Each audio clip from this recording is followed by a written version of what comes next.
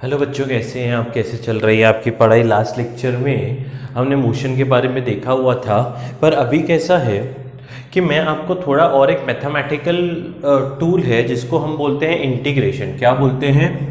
Integration. जो हमको क्या होता है, थोड़ा सा फिजिक्स में काम में आता है। ठीक है, आज इसको समझेंगे और कल इसका मीन्स कैसे यूज़ करना है वो भी हम लोग देखेंगे। तो ये जो इंटीग्रेशन है ये है क्या? देखिए, आपने जो पढ़ा हुआ है F equal to mass into acceleration, ये फोर्स का आपने इक्वेशन पढ़ा हुआ है। पर ये फोर्स का इक्वेशन जो न्यूटन साहब ने दिया था, ये कोई पॉइंट ऑब्जेक्ट के लिए दिया था। भाई, इस पॉइंट ऑब्जेक्ट का जिसका मास m है और अगर उसको फोर्स F लगाए तो ये इतने पॉइंट से दौड़ेगा, एक्सेलरेशन से आगे दौड़ेगा। बोलो, बात समझ में आ रही है?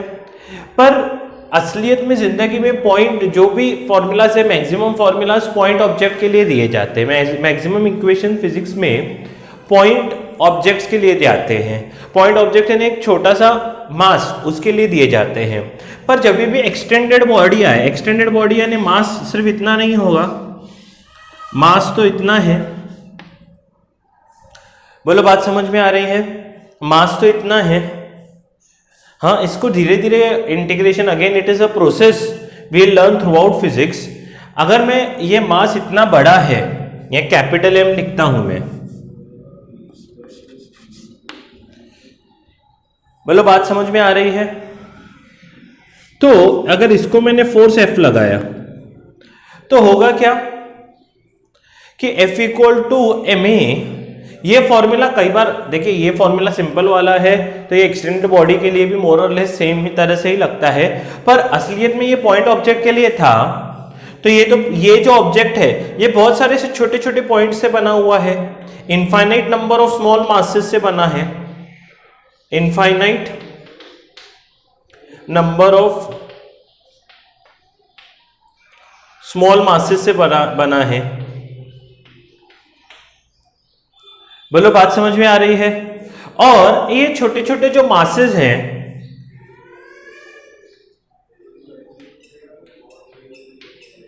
इनको वेरी स्मॉल मासेस है ना, वेरी स्मॉल मासेस है तो उन्होंने क्या, मैं उसको dm बोल सकता हूं। आपको याद है dx कब लिखते हैं? For a very small quantity, very small change, तो dm स्मॉल मास है।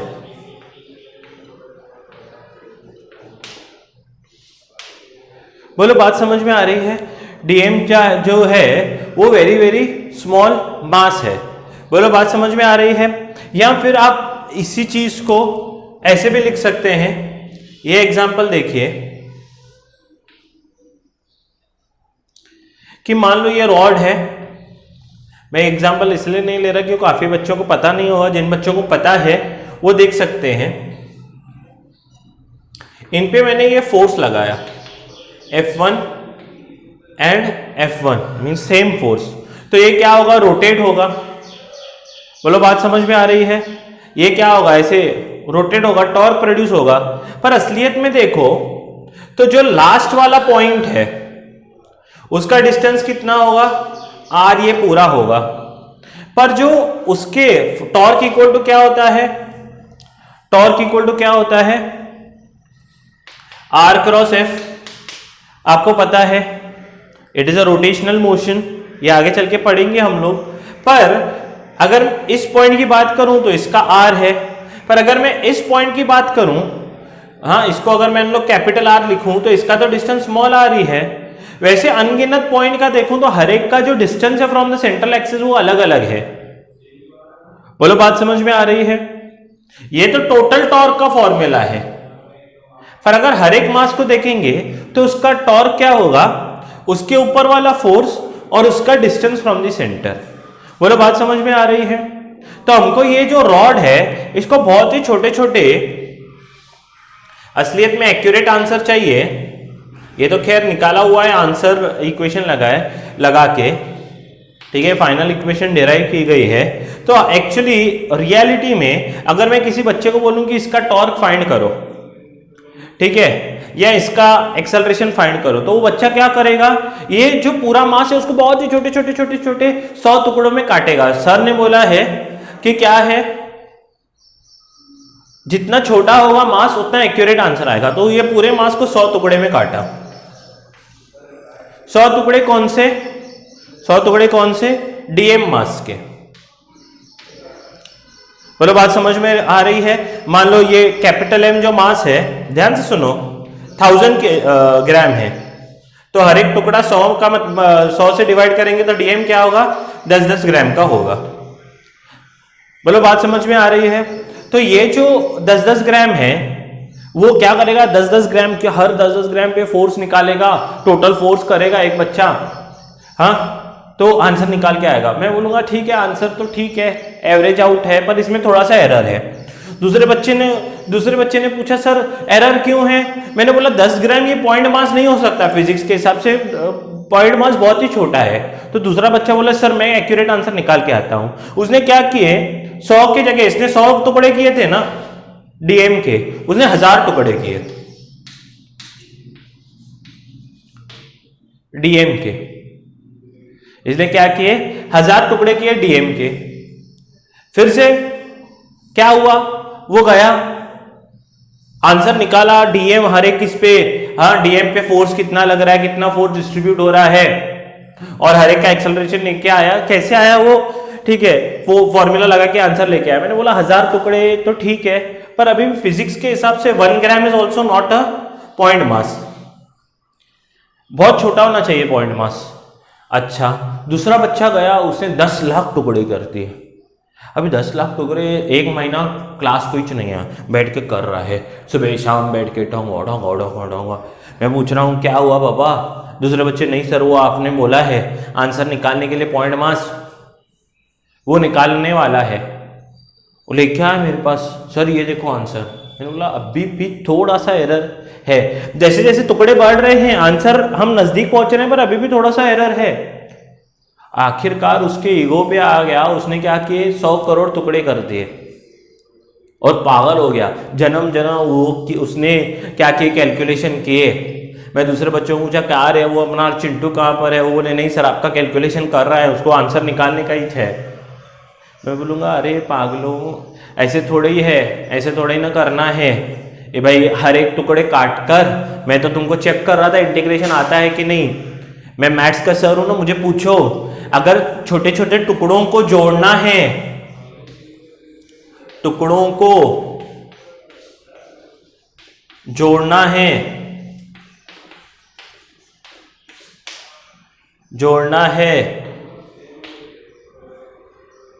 ठीक है, तो छोटे छोटे टुकड़ों को जोड़ना है, तो एक सिंपल मैथ्स का टूल है जिसको बोलते हैं इंटीग्रेट। देखो इंग्लिश में मतलब ही क्या है इंटीग्रेशन का, जोड़ना। इंटीग्रेशन का इंग्लिश मतलब ही क्या है, छोटे छोटे चीजों को जोड़ना। हालांकि अभी इतनी डिटेल में आपको फील नहीं आएगी कि सर इंटीग्रेशन क्या होता है, धीरे धीरे हम लोग प्रोसेस को सीखेंगे तो आपको समझेगा। And integration of two quantities, it is nothing but, मान लो ऐसा ग्राफ आ गया, ठीक है, कोई भी, integration is nothing but area under graph, it is nothing but area under graph. ये छोटे छोटे पॉइंट्स हैं, एरिया अंडर ग्राफ। जैसे जैसे जब जब इसका यूज आएगा फिजिक्स में, हालांकि मीन्स इतना ज्यादा यूज नहीं है, पर कहीं ना कहीं काफी जगह पे आता है, एरिया अंडर ग्राफ इंटीग्रेशन होता है, ठीक है। इंटीग्रेशन क्या होता है, एरिया अंडर ग्राफ होता है। बोलो बात समझ में आ रही है। और जब भी आपको डीएम है, मैं अगर इंटीग्रेशन डीएम का करूं तो वो क्या हो जाएगा, डीएम के छोटे छोटे टुकड़े थे वो सब जोड़ूंगा तो क्या हो जाएगा, कैपिटल एम। बोलो बात समझ में आ रही है। उसके बाद इंटीग्रेशन डीएक्स करूंगा, डीएक्स यानी एक्स के छोटे छोटे टुकड़े, तो डीएक्स का इंटीग्रेशन एक्स आता है। बोलो बात समझ में आ रहा है। इंटीग्रेशन डीवी, डीवी का इंटीग्रेशन v आता है, कुछ ना हो सिर्फ d और v हो, d और x हो, तो ऐसे हम लोग उसको कर सकते हैं। आप स्क्रीन पॉज करके इतना लिखो तो फिर मैं आगे की चीजें बताता हूं।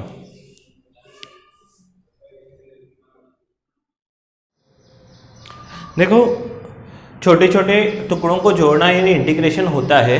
बेसिकली अभी तुम लोग को जब भी ऐसा फील आए कि ऐसे छोटे छोटे, मैंने बोला पॉइंट जो फॉर्मूला है वो पॉइंट ऑब्जेक्ट के लिए है और एक्सटेंडेड बॉडी के लिए आया, कई बार हर चैप्टर में एक आधा सम आता है, तो धीरे धीरे हम लोग स्टेप बाय स्टेप सीखेंगे इंटीग्रेशन का। इतना आप स्ट्रेस मत लो कि आज नहीं समझा तो कभी भी नहीं समझेगा।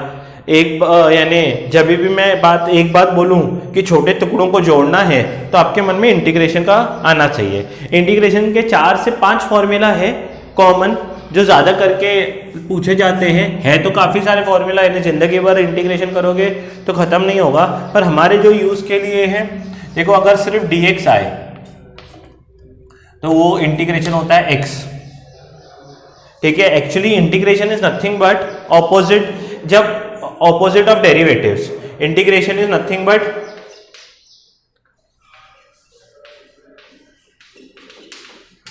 डेरिवेटिव का ऑपोजिट। डिफरेंशिएशन या डेरिवेटिव जो आपने पढ़ा है, डिफरेंशिएशन बोलो, डेरिवेटिव करना यानी क्या, x को dx में कन्वर्ट करना। इंटीग्रेशन का मतलब क्या है, छोटे टुकड़ों को ऐड करके बड़ा टुकड़ा करना।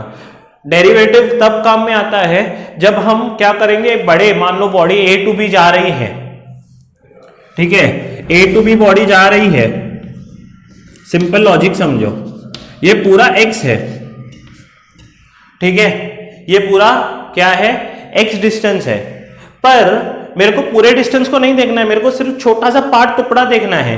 जब भी मैं बोलूं कि मुझे ए भी पूरा नहीं देखना है, वेरी स्मॉल पार्ट ऑफ ए भी देखना है,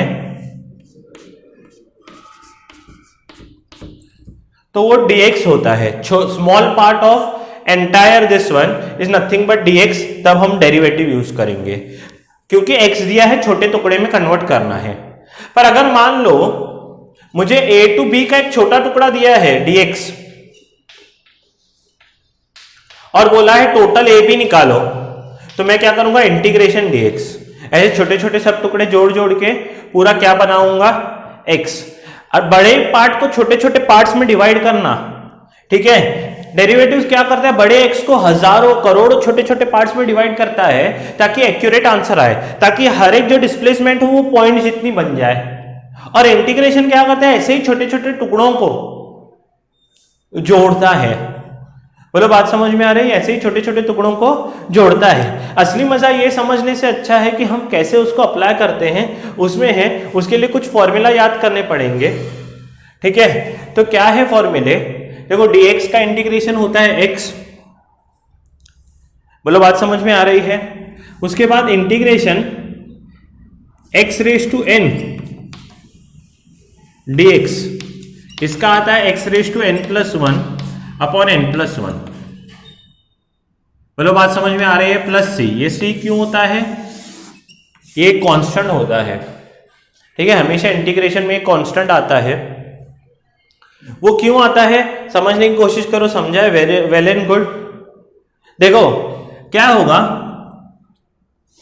कि अगर मान लो एक्स स्क्वायर का इंटीग्रेशन में पकड़ूं तो पावर क्या है, 2 है, तो ये क्या होगा, x raise to 2 plus 1 upon 2 plus 1 plus C, यानी एक्स क्यूब अपॉन 3 होगा, एक्स क्यूब अपॉन 3 होगा। बोलो बात समझ में आ रही है। मैंने बोला दोनों एक दूसरे के ऑपोजिट है, बोलो बात समझ में आ रही है। मैं आपको ये फॉर्मूला की तरह लर्न करवाना चाहता हूं, क्योंकि अगर हम लोग डेरिवेटिव इंटीग्रेशन करेंगे, हम मैथ्स तो हम सीख रहे नहीं हैं, तो थोड़ा सा मे बी आप कंफ्यूज हो जाओ। मैं एक ही सम को करके दिखाता हूं। सोचो एक्स स्क्वायर dx का इंटीग्रेशन ये है, ठीक है।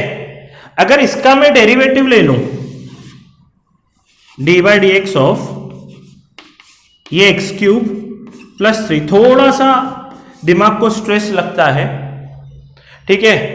आपको याद होगा x रेज टू n का डेरिवेटिव लिखते समय dx देखिए नीचे लिखते हैं, यहाँ dx ऊपर लिख रहा है इंटीग्रेशन में, यहाँ dx नीचे आता है, तो x रेज टू n का डेरिवेटिव क्या होता है, n x raise to n minus 1, यह डेरिवेटिव होता है। बोलो बात समझ में आ रही है। तो x क्यूब का डेरिवेटिव क्या होगा, 3 x raise to 3 minus 1 upon 3, ये 3 तो एज इट इज है, इसको तो हम टच ही नहीं कर रहे हैं, x को टच करना है 3 x raise to 3 minus 1 plus derivative of constant dy by d x, जब कांस्टेंट आता है अंदर तो कांस्टेंट का डेरिवेटिव कितना आता है, 0, तो ये 0, तो 3 3 कैंसिल हो जाएगा, वापस आपको x स्क्वायर ही मिलेगा। अगर ध्यान से देखो तो वापस x स्क्वायर ही मिला, तो x स्क्वायर का इंटीग्रेशन करोगे तो ये आएगा, और ये वाला पार्ट मैंने आपको पहले ही सिखाया हुआ है, ठीक है, ये डेरिवेटिव वाला पार्ट मैंने सिखाया हुआ है। तो मैं फिलहाल इंटीग्रेशन सिखा रहा हूं, एक ही सम है जो मैं आपको बता रहा हूं कि इसका इंटीग्रेट करोगे तो जो फंक्शन आएगा उसका अगर डेरिवेटिव करोगे तो वापस मिलेगा। यानी बड़ों में से both are integration and derivative और अपोजिट टू ईच अदर, बड़े में से छोटे छोटे टुकड़े करना यानी डेरिवेटिव करना, छोटे छोटे टुकड़ों को जोड़ना और बड़ा करना उसको इंटीग्रेशन बोला जाता है। बोलो बात समझ में आई है। दूसरा, अगर मैं इसी फॉर्मूला में x रेज टू 5 dx निकालूं तो क्या होगा, x रेज टू 5 dx, तो क्या होता है, x रेज टू n का फॉर्मूला क्या है, x raise to 6 upon 6 plus 1 plus c। बोलो बात समझ में आ रही है। तो x raise to 6 by 7 plus c, थोड़ा मैथ्स ही आपको समझ में आएगा, पर इसका यूज अभी हम लोग नेक्स्ट लेक्चर में लेंगे। फिलहाल आप इतना लिख लो, पहले वो वाला पार्ट कॉपी करो कि डेरिवेटिव एंड इंटीग्रेशन और अपोजिट टू ईच अदर लिख लो।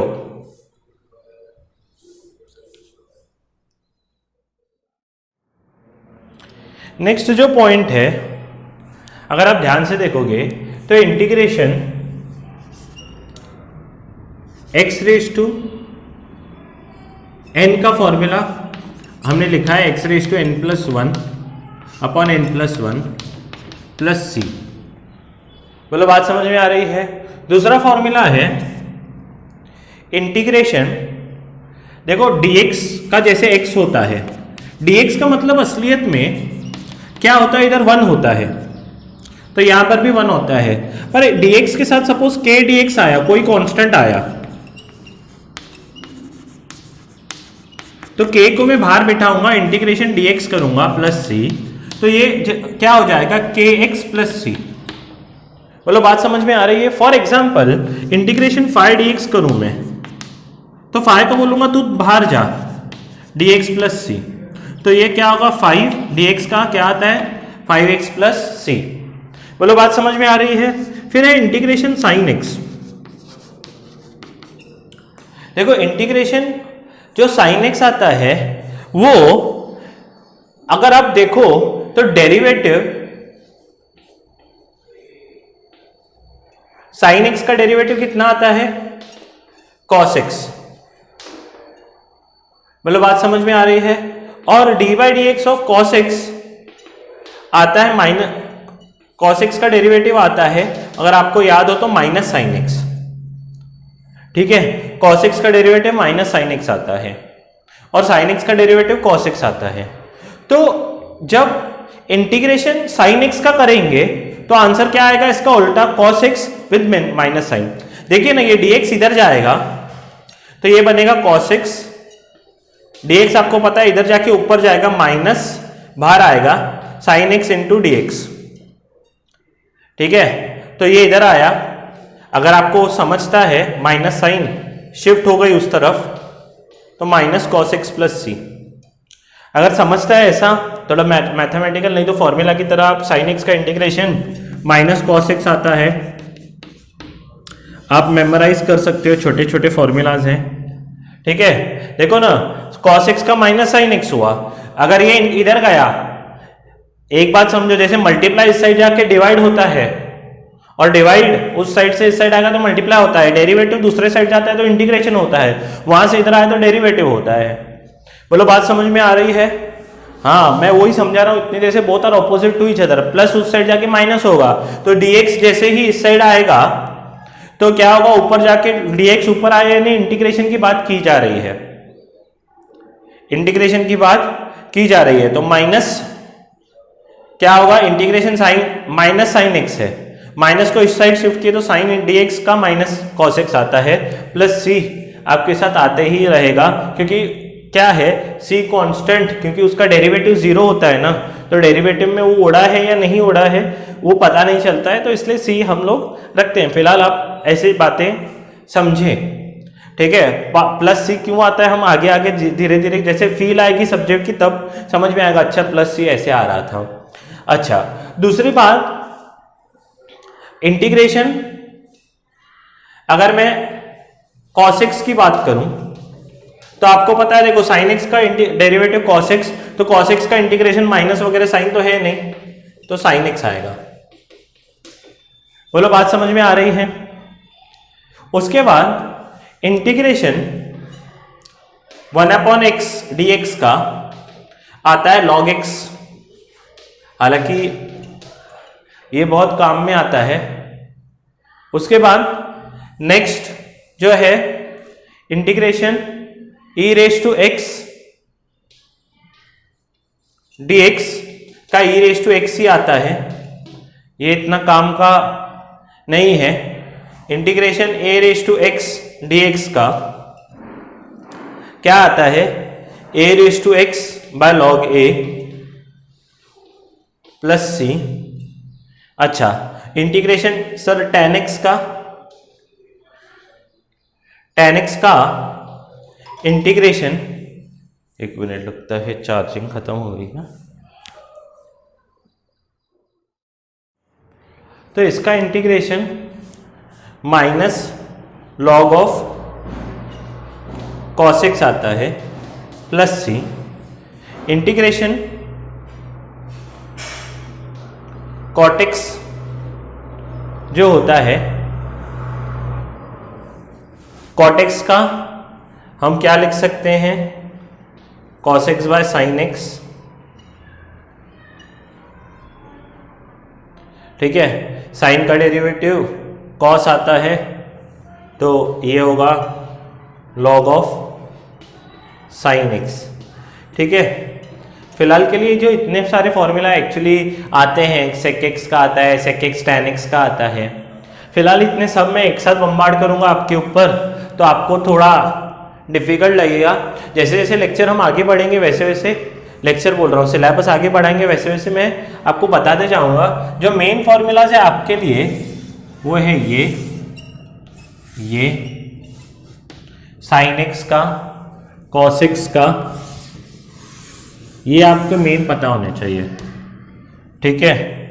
sin x cos x, ये 5 फॉर्मूला फिलहाल फर्स्ट डे के लिए ये जो है मोर देन इनफ है, क्योंकि ये इतनी ज़्यादा काम में ऐसे कोई ज़रूरी नहीं है। बाकी जो इतने ज़्यादा काम में ऐसे कोई ज़रूरी नहीं है, वो जैसे जैसे काम में भी आएंगे हम लोग आपको बताते जाएंगे, पर फिलहाल के लिए ये जो फॉर्मूले हैं ये मोर देन इनफ है, आप ये लर्न कर सकते हैं। अभी इसके ऊपर थोड़ा प्रैक्टिस लेता हूँ मैं, फिर लेक्चर को एंड करेंगे। नेक्स्ट देखो पॉइंट क्या है, इंटीग्रेशन, अगर मैं x square plus sine x plus 1/x का करूं dx, तो क्या आएगा, इंटीग्रेशन सबका अलग अलग आएगा, x square dx plus integration sine x dx plus integration 1/x dx। बोलो बात समझ में आ रही है। तो एक्स स्क्वायर का इंटीग्रेशन क्या होगा, x raise to 3/3। Sine x का इंटीग्रेशन अभी अभी आपने पढ़ा है, क्या आता है, माइनस cos x, और 1/x का log x प्लस c आएगा। बोलो बात समझ में आ रही है। ऐसा सबका अलग अलग हम लोग इंटीग्रेशन निकाल सकते हैं। उसके अलावा कई बार देखो, अभी मैंने क्या बोला, मान लो बहुत बड़ा a और b इतना है, ठीक है, a और b इतना बड़ा है, मेरे को dx, ठीक है, ये छोटा सा टुकड़ा दिया हुआ है, ठीक है। और मुझे पूछने वाले ने ए और बी की लेंथ नहीं पूछी है, उसने पूछी है सी से लेकर डी तक लेंथ। इंटीग्रेशन जब भी मैं करता हूं dx का, dx तो सब छोटे छोटे टुकड़े क्या करते जाएगा, ऐड करते जाएगा, पर स्टार्ट कहां से करना है और एंड कहां पर करना है वो बहुत जरूरी है ना। तो जो स्टार्टिंग पॉइंट होता है वो लिखना है इधर, c is nothing but the starting point of integration और d is nothing but the end point of integration. इसको बोलते हैं लिमिट्स। इन दोनों को क्या बोलते हैं, लिमिट्स ऑफ इंटीग्रेशन।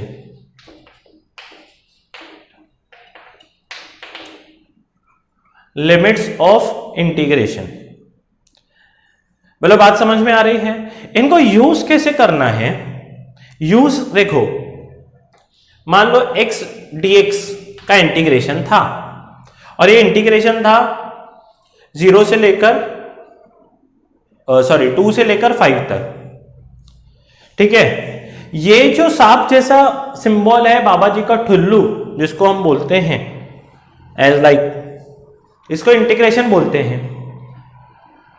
तो ये जो इंटीग्रेशन है ये तो बेचारा क्या करता है, हमेशा ऐड करने के लिए बोले उसको तो ये 0 से ऐड करना शुरू करता है, 0 से ऐड करना शुरू करता है इनफाइनाइट तक। बोलो बात समझ में आ रही है। तो मैं क्या लिख रहा हूं, तो स्टार्ट कहां से कर, 2 से, और एंड कहां पर कर, 5 पे। तो मैं असलियत में इसको क्या कर रहा हूं, 2 से 5 तक ही हमको चाहिए। तो x का पावर 1 है, तो x का पावर 1 है, x रेज टू n का इंटीग्रेशन क्या होगा, आपको पता है x raise to n plus 1 upon n plus 1। बोलो बात समझ में आ रही है। तो x रेज टू पावर 1 है तो 1 प्लस 1 अपॉन 1 प्लस 1। अभी c नहीं आता है, अगर लिमिट्स दिए हो तो c नहीं आता है। कहां से कहां तक जाना है हमको, 2 से लेकर 5 तक, ठीक है। कहां से कहां जाना है, 2 से लेकर 5 तक। अभी ये कैसे पुट करें, ठीक है, ये देखो कैसे करना है। अंदर तो क्या बचेगा, एक्स स्क्वायर अपॉन 2। ये कहां से कहां तक है, 5 और 2 तक। तो पहले मैं 5 डालूंगा, अपर लिमिट डालता हूं पहले, x के जगह 5 स्क्वायर, x के जगह 5 स्क्वायर अपॉन 2। फंक्शन में पहले मैंने f डाला, 5 डाला, फिर बीच में हमेशा माइनस साइन, फिर 2 डालूंगा, 2 का स्क्वायर अपॉन 2। थोड़ा ध्यान से देखिए, पहले इसमें दिमाग में नहीं बैठता है। 5 square upon 2 minus 2 square upon 2, तो ये क्या होगा, 25 अपॉन 2 माइनस 4 अपॉन 2। तो मैं पर्पसली डिवाइड नहीं कर रहा हूं, 25 माइनस 4 यानी 21 अपॉन 2 हो जाएगा। बोलो बात समझ में आ रही है। मैं जब 5 पुट करता हूं तो इसका मतलब क्या है, मैं 0 से 5 तक ले रहा हूं। जब मैं 2 तक ले रहा हूं, जब 2 पुट करूंगा यानी मैं 0 से 2 तक ले रहा हूं। तो 0 से 5 माइनस 0 से 2 करूंगा, ये रिप्रेजेंट क्या करता है, 0 से 2। ये रिप्रेजेंट क्या करता है, 0 से 5। तो एक बार अपर लिमिट डाले यानी 0 से 5 तक आए, लोअर लिमिट डाले यानी 0 से 2 आए। तो 0 से 5 से लेकर 0 से 2 माइनस करूंगा, ये कैंसिल आउट हो जाएगा, बचेगा क्या आंसर, 2 से लेकर 5 तक ही बचेगा। बोलो बात समझ में आ रही है। समझो, x के जगह एक बार अपर लिमिट डालना है, x के जगह एक बार लोअर लिमिट डालना है। अब स्क्रीन पॉज करके पूरा लिख लीजिए।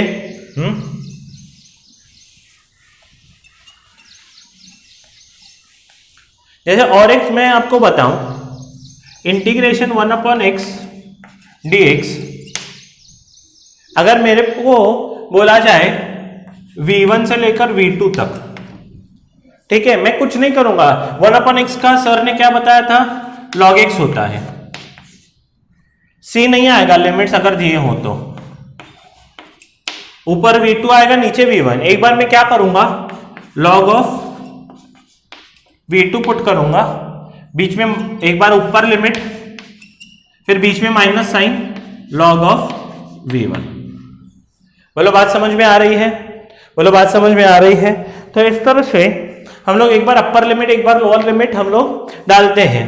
उसके बाद मान लो integration sine x d x दिया गया, ठीक है, एंगल दिया गया मुझे π/4 से लेकर π/2 तक, ठीक है। तो साइन एक्स का इंटीग्रेशन क्या आता है? Minus cos x. ये अभी फॉर्मूला में देखा है, अपर लिमिट π/2 लोअर लिमिट π/4 ऐसे लिखूंगा मैं। अच्छा, इसमें आगे पहले ऊपर वाला वैल्यू पुट करो, पर्पसली मैंने माइनस वाला सिखाया आपको, तो माइनस कॉस π/2 पहले आएगा, बीच में हमेशा माइनस साइन है, अपर लिमिट बीच में माइनस साइन, फिर lower limit minus as it is, जो भी पूरा फंक्शन है, ये माइनस कौन सा है? बीच वाला माइनस है, तो कॉस π/4, ठीक है।